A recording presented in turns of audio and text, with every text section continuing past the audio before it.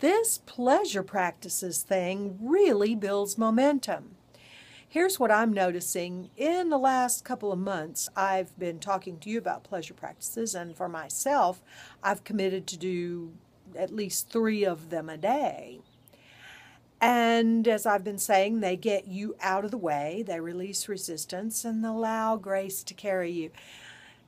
It's doing your part, your 10%, to get out of the way so grace can do its 90%.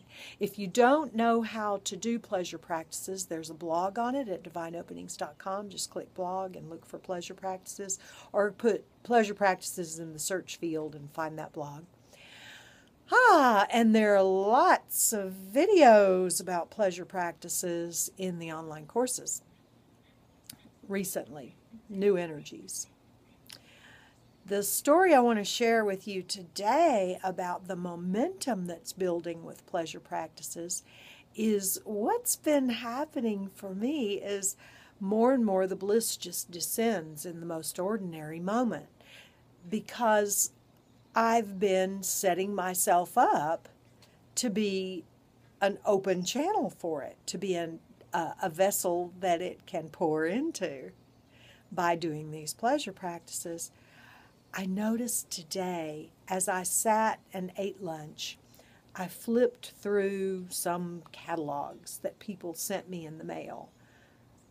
And it was the most ecstatic experience. It was like feeding my eyes with color and shape and form and design and beauty.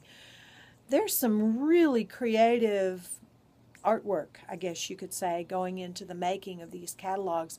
In the environments that they show, there is just such grace and beauty and intention.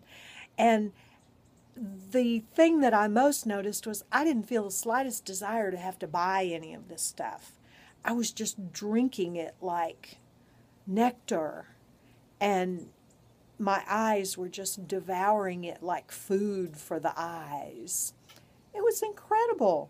So I spent this pleasant lunch just feeding my soul with this beauty, and then went on about my day refreshed. You know, work is great. I love work. I love to work. But the mind needs to rest. It needs to stop thinking. It needs to stop being productive. We need to feed ourselves. So, in my ongoing encouragement to you to do pleasure practices, know that a momentum will build. Maybe not after a week even, maybe not even after 2 or 3 weeks, but I've been doing this very deliberately now, being somewhat of a workaholic, always doing something to help people.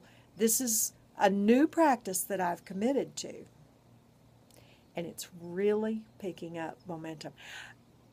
Coming soon on the website is going to be a course called Kundalini Joy and Pleasure Practices. And it's going to be about movement for the joy of it, for the pleasure of it.